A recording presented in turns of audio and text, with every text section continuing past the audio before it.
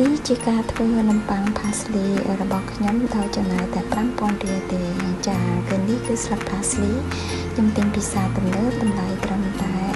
0.37 គិតទៅប្រហែលជា 1,500 ចា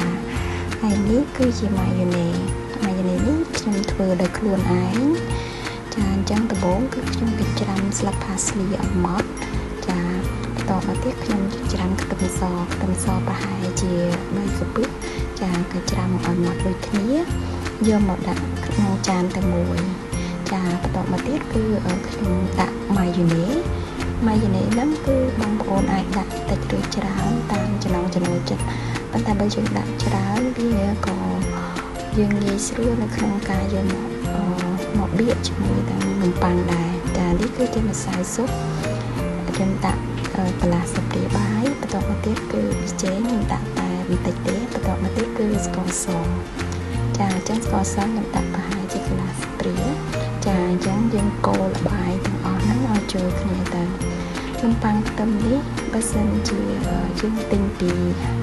ហាងវិញតម្លៃប្រហែលជា$2 ទៅ$3ក្នុងមួយចានអញ្ចឹងបងប្អូនអាចមករៀនធ្វើទៅយើងចំណេញលុយហើយយើងអាចធ្វើឲ្យកូនយើងញ៉ាំព្រឹកឡើងឬក៏ជាអាហារសម្រន់ក៏បានដែរព្រោះវាមានរសជាតិឆ្ងាញ់បងប្អូនធ្លាប់ចូលហាងហូបដឹងពីរសជាតិនៃនំប៉័ងខ្ទឹមនេះហើយចាអញ្ចឹងខ្ញុំលាយហើយខ្ញុំយកដាក់ក្នុងចានទឹកពេលណាដែលខ្ញុំត្រូវការធ្វើគឺខ្ញុំងាយស្រួលក្នុងការយកមកធ្វើចាអញ្ចឹងនេះគឺជារបៀបដែលខ្ញុំថតអញ្ចឹងនំប៉័ងនេះខ្ញុំទិញ5ដើមចូល3,000ចាខ្ញុំចិត្តជាចរិតបែបហ្នឹងអញ្ចឹងខ្ញុំយកទឹកផាស្លីហ្នឹងមកបៀកទាំងសងខាងបៀកឲ្យហើយអស់ចាំបងប្អូនយកទៅដុត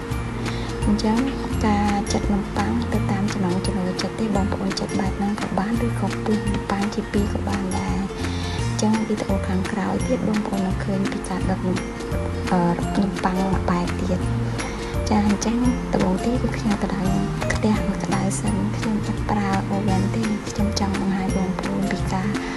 ប្រើខ្ទះដែរឲ្យជំនួសអូវ៉ាន់ពីព្រោះបងប្អូនខ្លះគាត់អត់មានអូវ៉ាន់គាត់ត្រូវធ្វើមិនអញ្ចឹងយើងអាចយកខ្ទះមកធ្វើបានចាកុំដុតកម្ដៅខ្ទះឲ្យក្តៅហើយយើងនំប៉័ងនេះមកដាក់ហើយយើងអាសាប្រែវាអញ្ចឹងបើកភ្លើងតិចហើយនេះឈីកដែលខ្ញុំមាននៅសល់ក្នុងទូស្រាប់អញ្ចឹងខ្ញុំឈូសវាជាសរសៃអញ្ចឹងទៅហើយខ្ញុំយកមកដាក់ពីលើនៅពេលដែលនំប៉័ងហ្នឹងហើយយើងឆ្អិនយើងរោយឈីកហ្នឹងពីលើត្រឡប់តែមួយផ្លែទេគឺបានហើយចានេះគឺជាលទ្ធផលអញ្ចឹងកុំបង្ខំភ្លើងនៅពេលដែលយើងដុតសាកល្បងធ្វើទាំងអស់គ្នាអរគុណ